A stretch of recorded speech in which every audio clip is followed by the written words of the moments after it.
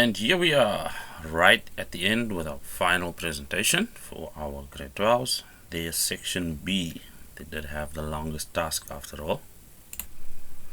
Well, let's get right into it. If B is the point, X and 8, right over there, and OP is 10 units, use the given diagram below to calculate. Well, let's just deal with the diagram first. It is a diagram after all.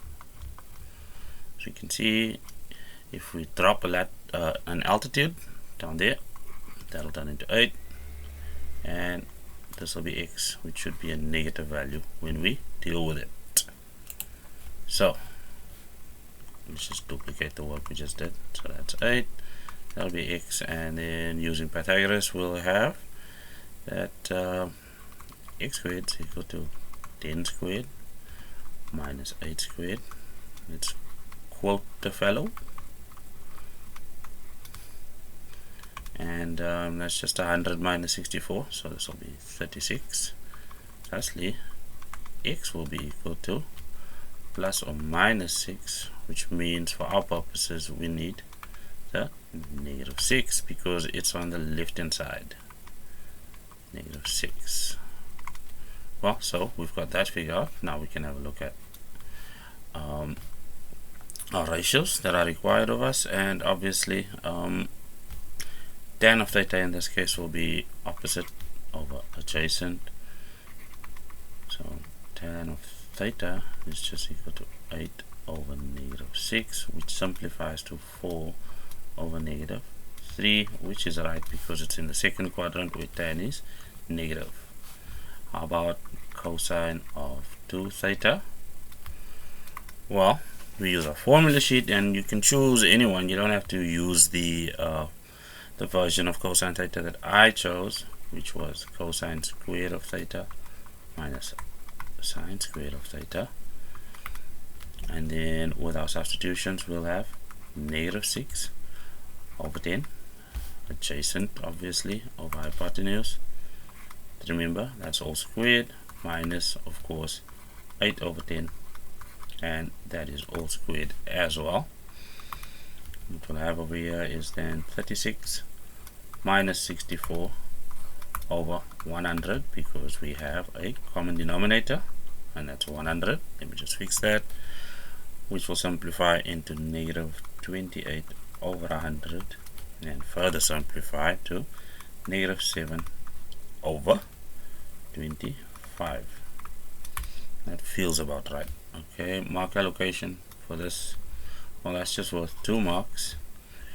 Over here, substituting your values correctly into your ratios, and then for simplification and your final answer. Well, over here we have a stock standard, not too difficult, I lost the word over there, reduction expression. Well, because cosine is squared, it doesn't matter that this is in the third quadrant where cosine is negative, because tan is positive over here. That will just reduce into cosine squared of theta. Second quadrant, sine is positive over there, so that reduces to sine of theta, and this is where tan is positive obviously, right over there, so that reduction is just tan of theta.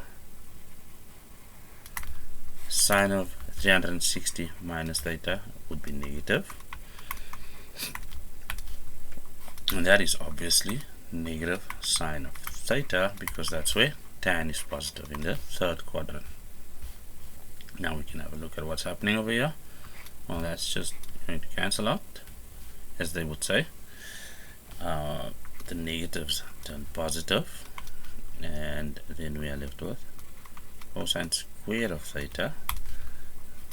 This is our fundamental identity, which is sine of theta over cosine of theta, and that's all over sine of theta. So that cancels that, which means we are left with a sine theta on top, which cancels out with the sine theta on the bottom, and the singular ratio is as far as possible. as instructed. For mark allocation, or for every reduction, there's generally speaking a mark. Simplification, and that was worth 7 marks, which looks about fair. Right. If cosine theta is equal to cosine of 70 degrees, not theta, apologies over there. Let's just get our yellow back. It's equal to A. Express the following in terms of A. Remember, that's a ratio. In the same vein that cosine of 70 degrees is a ratio. So for that, we can draw a little triangle. And because it's cosine, we know it's A over 1. Because we'll put our 70 degrees over there for proper referencing.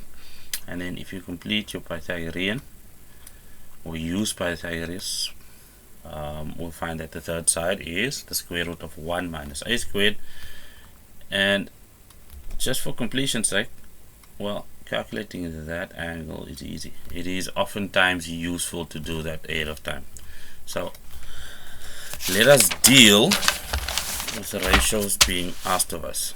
Well, for A, which is sine of 140 degrees, we can rewrite that as a double angle, because 140 degrees divided by 2 just gives us 70 degrees. So we'll rewrite that as sine of 2 times 70 degrees, which enables us to do our double angle expansion, which is sine of 70 degrees, or 2 times sine of 70 degrees times cosine of 70 degrees.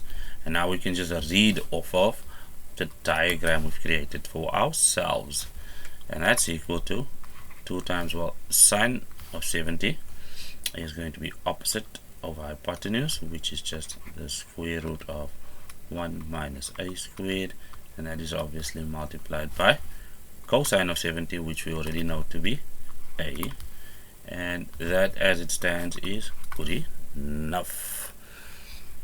Well, simplifications, and then just your final answer, which you obviously just read off there. Well, how about this one? It says sine of 145 degrees multiplied by sine of negative 55 degrees. Might as well do this in a different color so it stands out a little bit.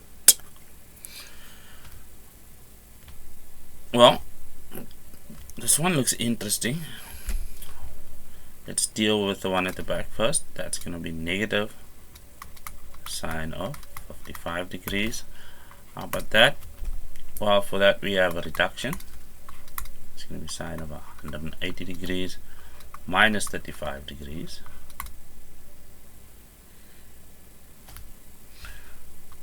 So if we look at that, sine of 55 degrees multiplied by sine of 35 degrees, because that is second quadrant. There's nothing we can do with the first sine of 35 degrees, but if we have a look at sine of 35, that's also equal to sine of 90 degrees minus 35 degrees minus 55. Apologies, that's what I wanted to say and do over here. Well, that's a cofunction, and that turns into cosine of 55 degrees, which suits our purposes over here, because that happens. And now a little manipulation, so we'll have negative a half multiplied by 2. Why? Because this is equal to 1. So I haven't changed the value of anything by doing that. However, that manipulation suits my needs, because as an expression, if I don't change the value of it, that's cosine of 55. Apologies. This can be reduced into negative a half, and then obviously the reduction I'm referring to, that would make it sine of 110 degrees. So we're almost there. So you can manipulate that further into negative a half sine of 180 degrees minus 70 degrees. which is just equal to negative a half sine of 70 degrees, which is something we can read off of our triangle again, opposite over hypotenuse. So that's the square root of 1 minus a squared over 1, which is just square root of 1 minus a squared. So let's have a look at how marks might be distributed. Well, for that reduction, we should get to mark this cofunction over here, then manipulating further and then getting to our final answer, as well as over here. So some of these are simplifications. I think that's good enough over that. Radio, for all angles of alpha and beta, prove that this identity holds. Well, breaking things down and simplifying them tends to be easier, so we will start on the left hand side, which is just simply sine of alpha over sine of beta minus cosine of alpha over cosine of beta. Well, the most obvious thing to do here is to find an LCD, which is just going to be sine of beta. That is an ugly beta. This one looks slightly better, multiplied by cosine of beta. Then obviously we'll have sine of alpha, and that needs to be multiplied by cosine of beta. That's to incorporate the first fraction, and then we'll have minus, well,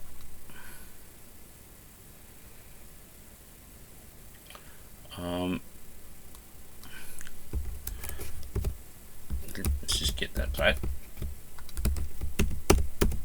minus cosine of alpha sine of beta. And if we look from right to left at our formula sheet on the section where the double angles and compound angles are, we'll find that that's just a compound angle, which is sine of alpha minus beta, which is kind of nice already. And then at the bottom we'll have sine of beta cosine of beta. Well, that almost looks like the target we're aiming for on the right hand side. Now, if we can remember, I can multiply this fraction by 1, and in this case the 1 I'm going to use is 2 divided by 2. Anything divided by itself is just a 1, so this turns into 2 sine of alpha minus beta over 2 sine of beta cosine of beta. And our denominator, again using our formula sheet from right to left, will reduce to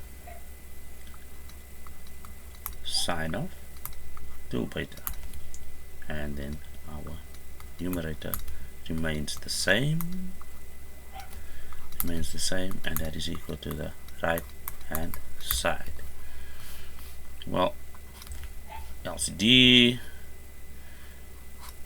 manipulations, and then getting to our target. Now, for all angles of alpha and beta, hence or otherwise, show that this expression on the left is equal to the expression on the right. So if you have a look, let's just see the original expression on the left, which was sine of alpha over sine of beta minus cosine of alpha over cosine of beta. Now the trick here is to have a look at the structure of this left hand side and the structure of the original left hand side, and realize that 5 beta has now taken the place of alpha. Now, having done that, I wrote that there because that was what we initially had on the right hand side or needed to prove. So we realize over here for this expression alpha is just equal to 5 beta. Now if we substitute into that expression that right hand side, now so that's from A, the right hand side becomes 2 sine of, let's just get this better, I think I'm getting a bit excited over here. Let's do sine of, well, that's going to be 5 beta instead of alpha, and then that's minus beta, and at the bottom we'll still have sine of 2 beta. Well, let's just simplify this. So that's 2 sine of, well, that becomes 4 beta, and at the bottom we'll have sine of 2 beta. Well, we can expand the top, the numerator, so that becomes 2. Let's use another color, so that just becomes 2 sine of 2 beta cosine of 2 beta using a double angle expansion, and then our numerator remains the same, which was sine of 2 beta. Well, as we can see, anything divided by itself equals 1. 2 times 2 is 4, and then we'll have cosine of 2 beta, which is our right hand side for B. Well, the nifty little substitution, simplification, and then reaching your final destination. Next, we are being asked to determine the general solution for the equation cosine of x minus 30 degrees being equal to 2 sine of x. Let's get right to it. So step 1, I would say, would be, because these are different, let's just use our compound angle expansion for alpha minus beta, cosine of alpha minus beta, of course, that would be, and that's going to be equal to cosine of x multiplied by cosine of 30 degrees plus sine of x sine of 30 degrees, and then we can transpose that to sine of x, and it will become minus 2 sine of x on the left hand side, everything being equal to 0. So because we have some special angles over here, let's just get a special triangle going.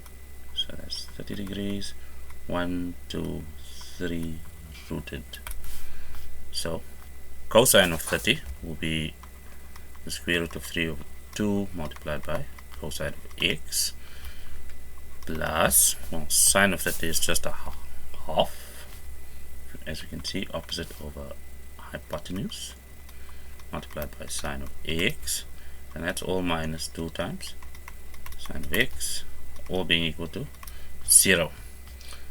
These are now like terms, so let's just simplify that. So we'll have the square root of 3 over 2 multiplied by cosine of x plus, well, this becomes not plus but negative, because 1 over 2 minus 2 is equal to negative 3 over 2.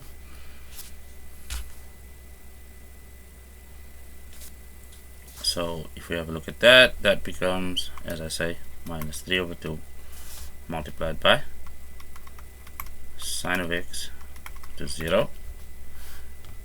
Well, let's just move that back, so we can have the square root of 3 over 2 of cos multiplied by cosine of x being equal to 3 over 2 times sine of x. Well, as we can see, we can divide both sides by cosine of x.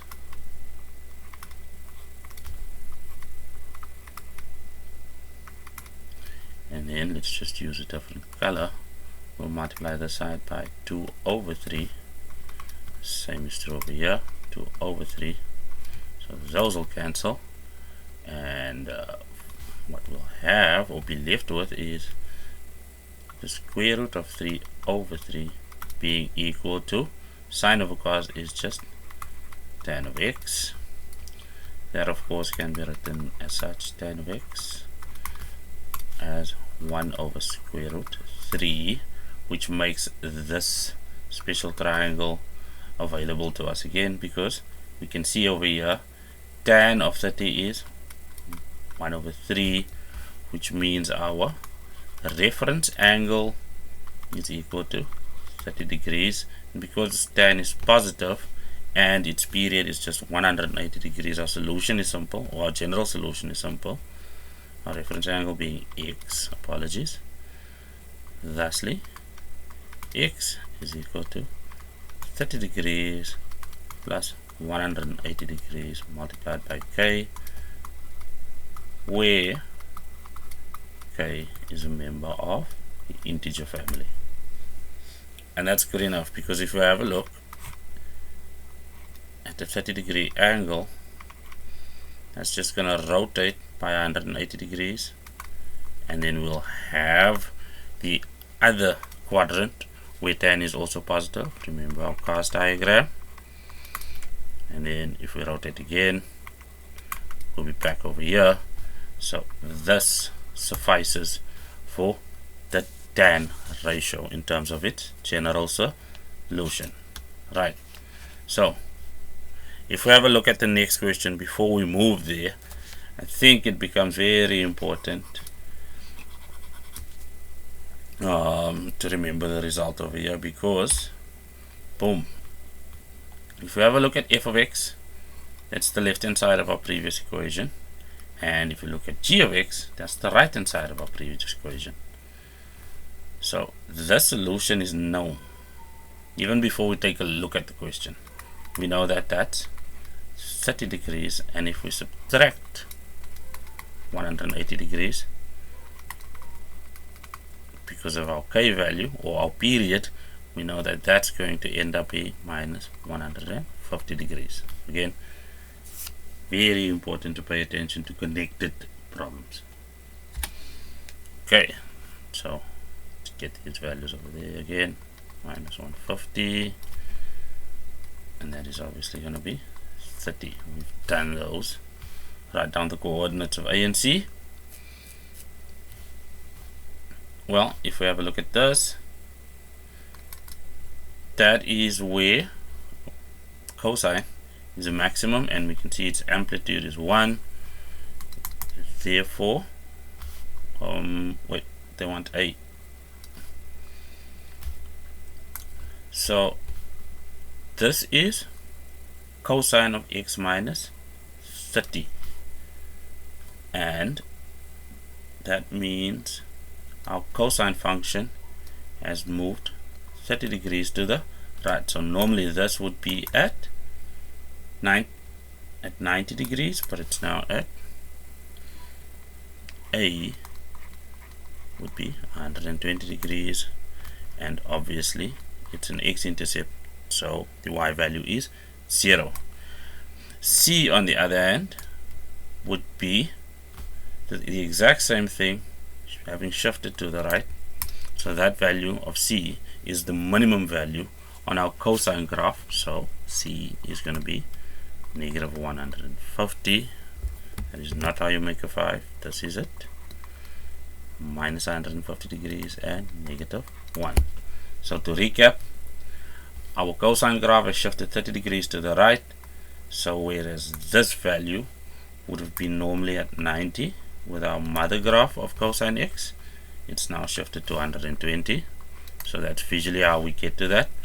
And this one, the value of C, again the exact same thing has happened, shifted to the right.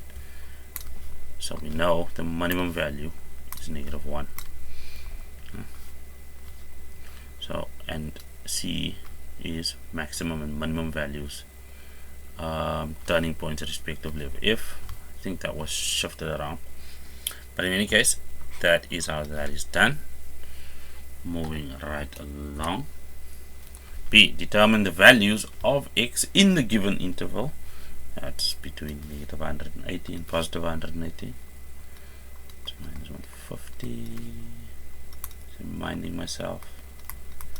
That's 30 degrees. Right. Determine the values of x in the given interval where both graphs are increasing. So let's just have a look where both graphs are increasing. Well, given that c is a minimum value, it'll increase till there. Now we have a minimum value over here for the sine graph. That's going to keep increasing up until there. Maybe I can do that in a different color. Yep, green stands out very nicely against it.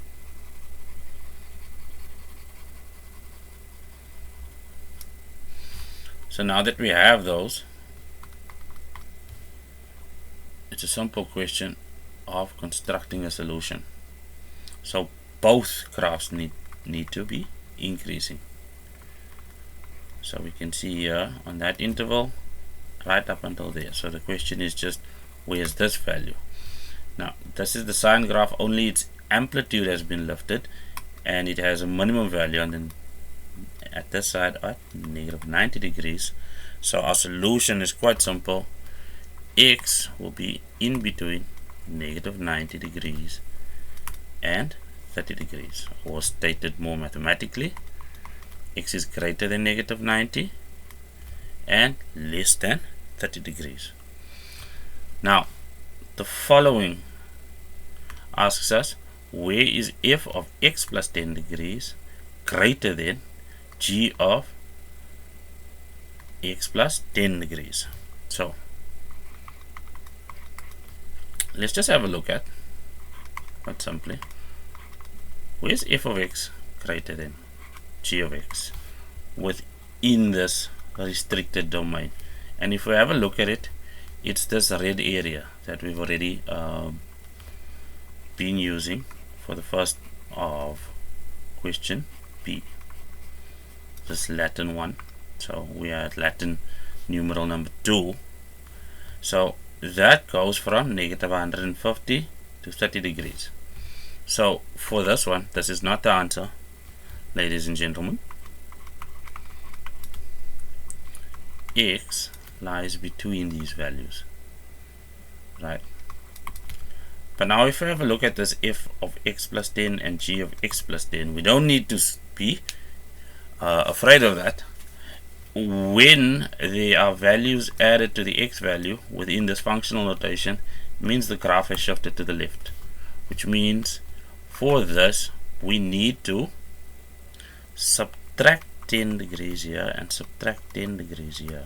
So for the actual question that we are addressing over here, we can say f of x plus 10 degrees is greater than g of x plus 10 degrees.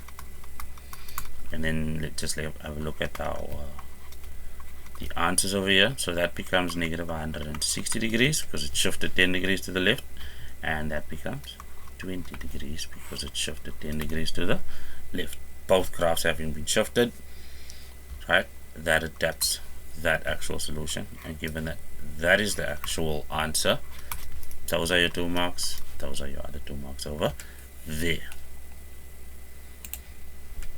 Right. 3-dimensional trigonometry. So the captain of a boat at sea at point Q, which is over there, let's just have a little boat, very childishly drawn, notices a lighthouse PM. So the lighthouse would be over here somewhere. North of his position. He determines that the angle of elevation of P, so over here, this angle of elevation is equal from Q is equal to theta, and the height of the lighthouse is x meters. From point Q, the captain sails 12 meters in a direction of B degrees east of north to point R. From point R, he notices that the angle of elevation of P is also theta. Q, M, and R lie in the same horizontal plane. Now, quite simply, let's just figure a few things out. Well, for this angle of elevation to be the exact same as this angle of elevation, X, if we have a quick look at it, we'll see that these two triangles have to be absolutely congruent for this to be true. So if you have an angle of theta over there, X, so quickly it'll be both 90-degree angles over here, a common side, and over there we have those thetas. So under congruency, that would fall under angle side. Radio. Let's have a look. So write QM in terms of X and theta. So let's just see over here. Seems like my highlighter is kind of rough. I think purple was the color I was looking for. Okay, cool. So let's highlight QM.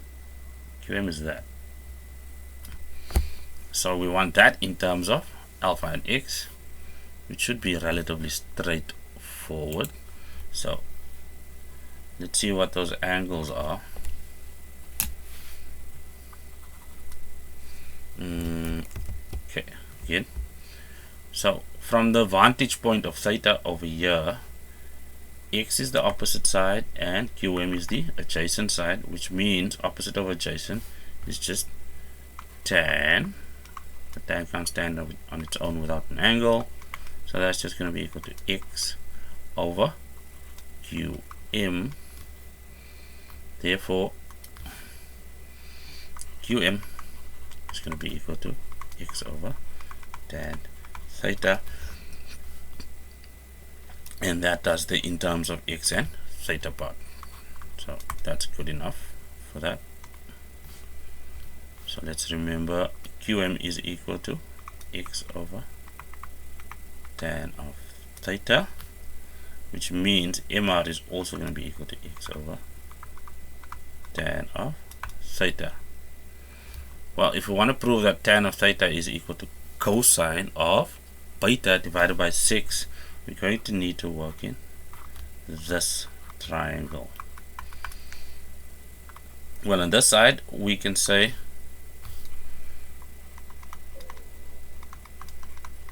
similar to triangle PMQ MR is going to be equal to X over tan theta. So that gives us that. And why would we need that? Well, in order to bring beta in, that will give us a angle side pair, because we're about to use the sine rule. And now we'll see that these are angles. This is an isosceles triangle, so for that, this beta will end up, this angle will be equal to beta as well. So we need to state that. So we'll say angle MRQ is equal to beta, so that's equal angles, opposite equal sides. And now we can do a construction of our not quite yet. Before that, that'll make that angle 180 degrees minus 2 beta, because we want to bring that X in as well. So we'll state that angle QMR is equal to 180 degrees minus 2 beta. So that would be the sum of the angles in triangle QMR. So how do we construct our sine rule? Well, it tends to be what we want over what we have.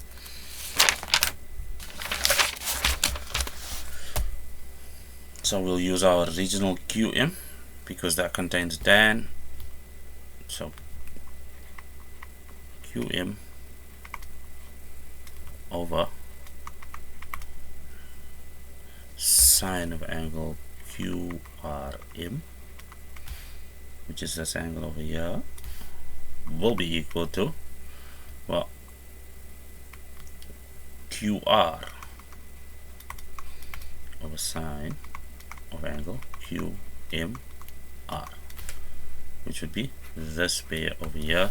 So let's just substitute everything when we know. We'll have x over tan of theta, all divided by sine of beta. That takes care of the green pair. That's all equal to, what is QR? Nothing other than 12x, and that's all divided by sine of 180 degrees minus 2 beta. So if we multiply both sides by sine of beta, that cancels out. But what we do on the left, we do on the right. So now we have x over tan of theta being equal to that over there. So let's just simplify that. But before we do that, we'll reciprocate both sides. So that's going to be tan of theta over x. But what we do on the left, we must do on the right. So that'll become sine of 180 degrees minus 2 beta over 12x multiplied by sine of beta. Well, we'll multiply both sides by x. Multiply by x on both sides to get to our next step. And if we do that, times this side by x and times this side by x, what we'll see is, well, as we say, they cancel, or anything divided by itself is equal to 1.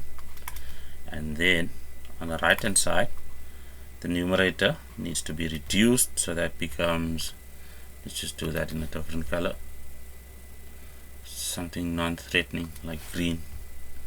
So that becomes sine of 2 beta divided by 12 sine of beta.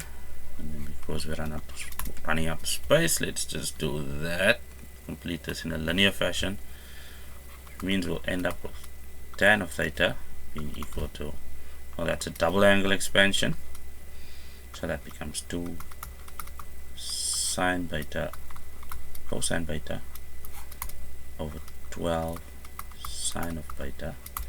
2 goes into that 6 times, those cancel, which means we are left at the top with cosine beta and at the bottom with 6 as required. Okay, so I think now we can just use given that we need our space back, let's delete that.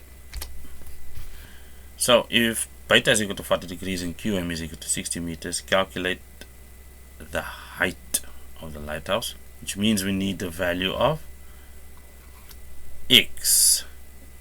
Okay, so, well, QM is equal to x over tan theta, and that's equal to x divided by, well, we have an expression for tan of theta, which is just cosine of beta divided by 6, and if we simplify that, that's going to be 6x over cosine of beta, and that's qm.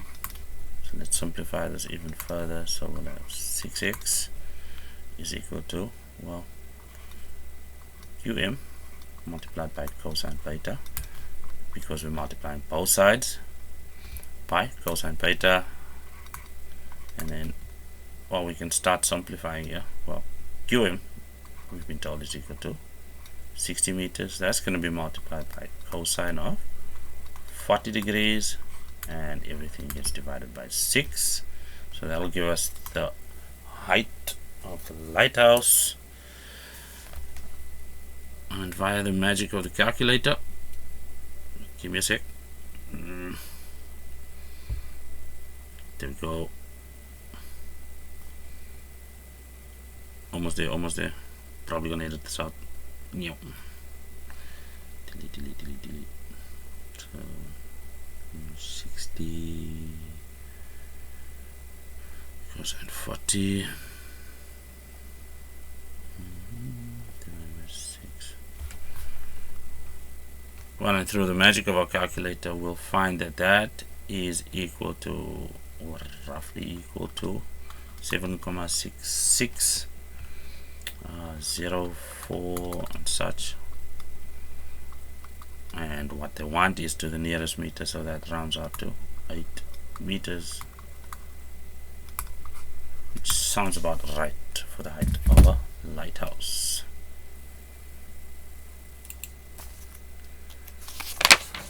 Rightio. Now we get to question 4, and we are told, oh, definitely gonna need a light color, that A with coordinates 0 and 1, B has -2 and -3, C has 8 and 2, and D has coordinates D and 6. Those happen to be the vertices of a parallelogram A, B, C, and D. So if we have a look at how this might look on a set of coordinates, well, A should sit exactly on the y-axis. So that'll be A, which has 0 and 1. B should sit somewhere there with coordinates -2 and -3.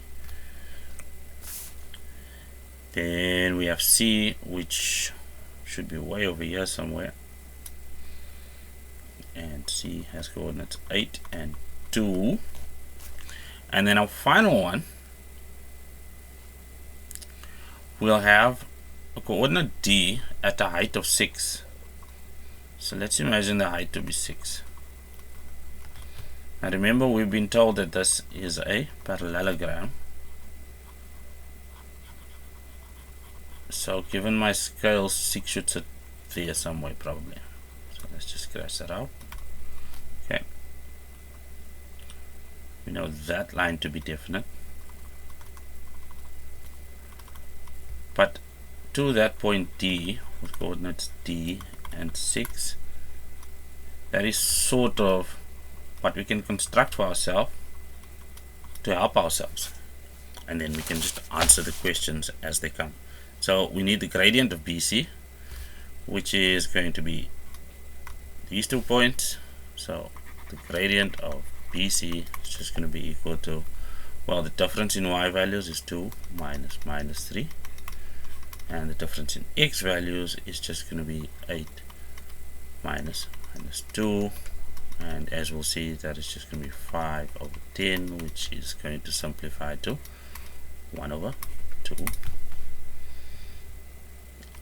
Radio. 4b, hence or otherwise, determine the equation of AD and use it to calculate the value of D. Well, we do know that the gradient of BC, let's just construct that.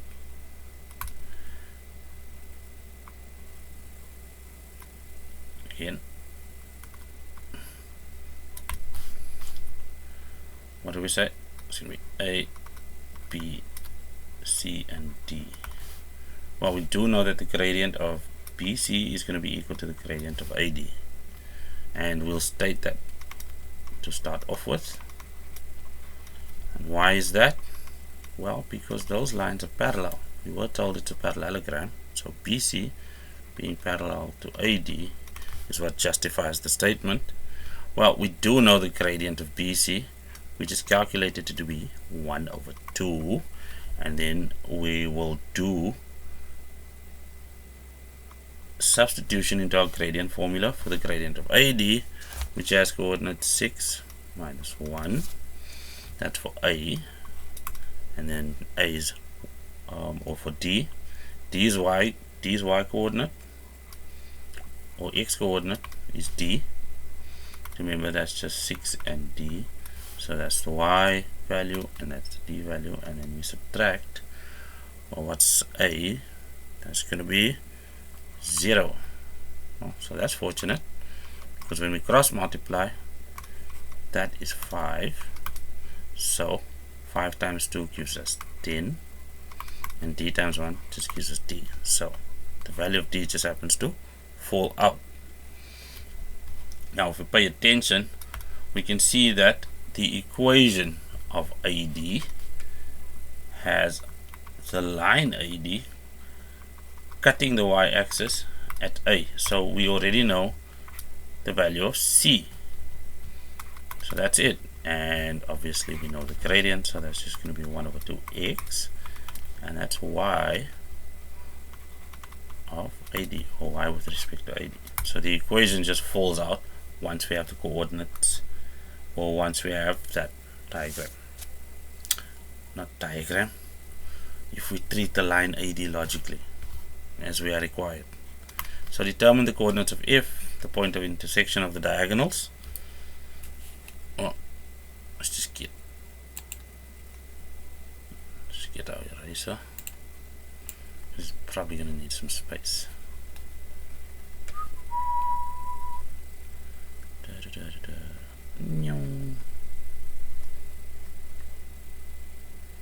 There we go. Back to our pen.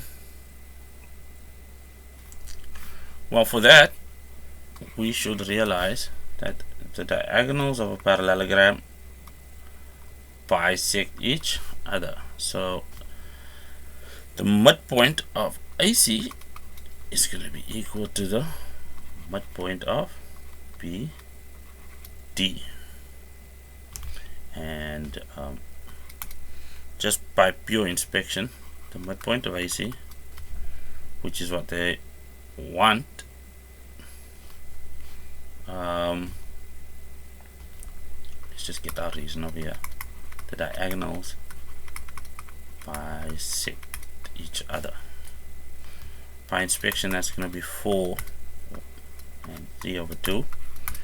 Feel free to use the midpoint of BD as well, or the formula, and that's just going to be the coordinates of F.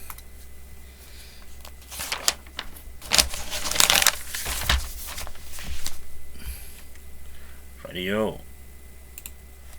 Almost at the end. So in the diagram we have over here, AB is perpendicular to AC. So that's what they mean. And C lies on the y-axis. Hopefully that is useful. So first things first, we need to show that the equation of AC, well, this line over here, is defined by y is equal to 2x plus 23 all divided by 5. Well, if we take a look at the diagram, we can see that AB is perpendicular to AC as stated, which means even though we can't directly calculate the gradient for AC, we can by realizing that when two gradients or two lines are perpendicular to each other, their gradients form a product of -1. So let's get the gradient of AB, which is MAB. So it's just the difference in y values, which is 7 minus 2, divided by the difference in x values, which is 6 minus 8. And we'll find that that becomes 5 over -2. Therefore, without requiring any tough calculations, we know that the gradient of AC is just the reciprocal, or the negative reciprocal of that. So negative times negative gives us a positive, and we reciprocate. So the gradient of that is 2 over 5. Now in order to get the equation of AC, we just use our standard form. Okay, so for AC we have M being equal to 2 over 5 and we will use the coordinates 6 and 7, which means if we sub that into y is equal to mx plus c, let's just get that over here. If we sub that into our standard form, what we'll have is 7 is equal to, well, this is supposed to be 2 over 5. 2 over 5, and that coordinate is 6, and that's plus c. And if we do our basic simplification for this, we'll find that we have over here 23 over 5. Move in that direction, so we'll have y is equal to 2 over 5x plus 23 over 5, which is exactly what was required, because we can write that over our common denominator in that form. Next, determine the area of triangle OPC. Well, let's just transfer the coordinates we now have for this one, which is 0 and 23 over 5. Well, why is that useful over here? Well, let's just have a look. This is the area they want, triangle OPC's area, and the formula for the area of a triangle will forever remain half base times our perpendicular height. And there's something that's very convenient on this diagram. If we use the distance given to us by the x coordinate, we can have our perpendicular height come from the y-axis, and then we use OC as our base, which means this will be just 1/2. Well, what is that base going to be?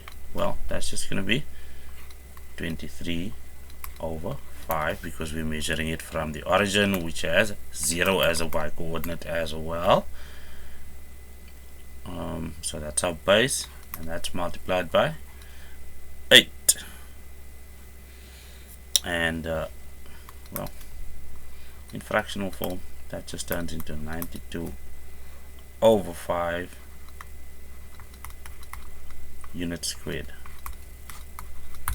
I think that's simple enough. Moving right along. Well, C. Calculate the size of angle ACB, which is this angle over there.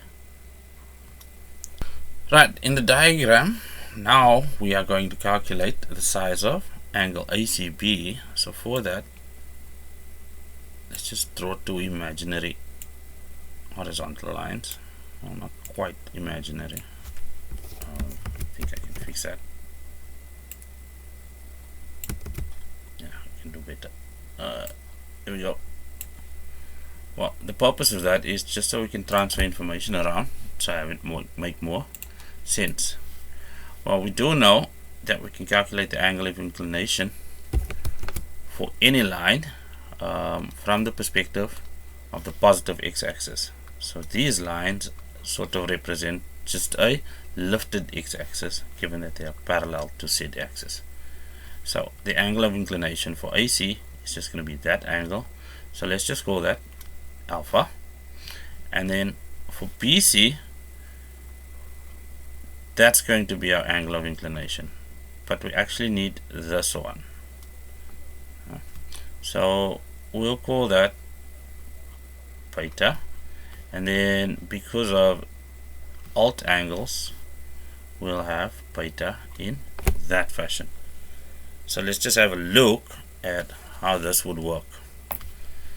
So we already have this gradient. We know m is equal to 2 over 5. So alpha is quite simply going to be inverse tan of 2 over 5, and basic calculation will show that that's equal to 21.8 degrees rounded off to 1 decimal place. As far as beta is concerned, well, we need the gradient of BC first. So gradient of BC is going to be equal to, well, we have that fraction, 23 over 5 minus 2 over 0 minus 8, and you're perfectly allowed to use a calculator. That'll give you negative 13 over 40. Therefore, this beta is just going to be equal to inverse tan, or second function tan, of 13 over 40. Remember, it's because I want this beta. I don't want 180 minus it. So that's just going to equal 18 degrees. If we round that off, because calculator goes 18,00416 and such. Lastly, angle ACB is equal to alpha plus beta, which is 21,8 plus 18 degrees, which is just 39,8 degrees, if my math works correctly. And that, ladies and gentlemen, is the end of our presentation. So, topics we have not covered that will be in your June exam for term 2, calculus. Still need to go over some Euclidean geometry. I haven't forgotten those. This was just basic preparation.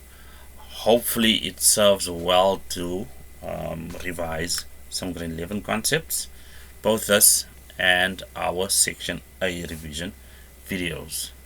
As far as possible, I hope you had some fun, and see you next time, guys. It's been an absolute pleasure compiling these videos, compiling these sums, and I hope you find them useful. Don't suck, be awesome.